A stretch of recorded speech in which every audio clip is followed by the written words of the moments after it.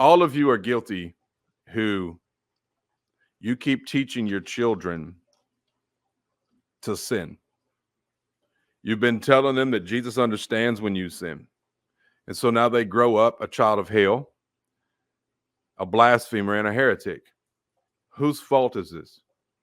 It's going to be your fault. You have caused these children to offend God, to walk in offense against heaven. You hate your children in all reality. This Bible told you to repent and sin no more. That's what it told you. Go and sin no more. But you told them we all still sin. You let your children sit here and watch the filth on that television and you excuse it. You send them to these schools where they're in there teaching them to be homosexuals and you excuse it. You make every excuse in the book so that you'll be comfortable, so that you can have a nice day instead of serving God, no matter the cost. So I just need you to know that you are responsible for what you've done to these poor children. And yes, they're poor children. Shame on you for ever being involved with them. You'd have been better off to give your children up to somebody else. You die and you haven't told your children the truth. You haven't told them the truth. You pay. You understand that? You are guilty.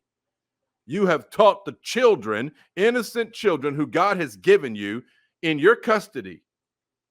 Those souls you did not create. No, those are God's souls. He gave you those children and you taught them to be defiant against heaven. Some of you just love to listen to mankind. You don't like Jesus. You like to go to your doctors and have your doctors pump your children full of every type of medicine to shut them up because they make too much noise in the living room. Don't you? Woe to you. Woe to you. You drug your children so they'll shut up. You invent in your mind and with your fake doctors all of these different mental illnesses your child has so that you can excuse whipping their rear end. The Bible said if you spare the rod, it says that you hate your child. You think God is crazy. You think he's ignorant. You think he's dumb. You think he doesn't know what he's talking about. He said you hate your child if you spare the rod. You calling God a lie? I'm just telling you, most of y'all have no faith in God anyway. If you did, if you had an ounce of faith in God, you wouldn't be running to the doctor every day.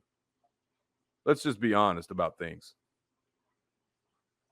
How many of you say, oh, Lord, help me? 10 minutes later, you're down there at the ER. You ain't got no faith. Your faith is fake. Don't say it's not, because God told you. The Lord told you he's the great physician. You keep calling on everybody else but him.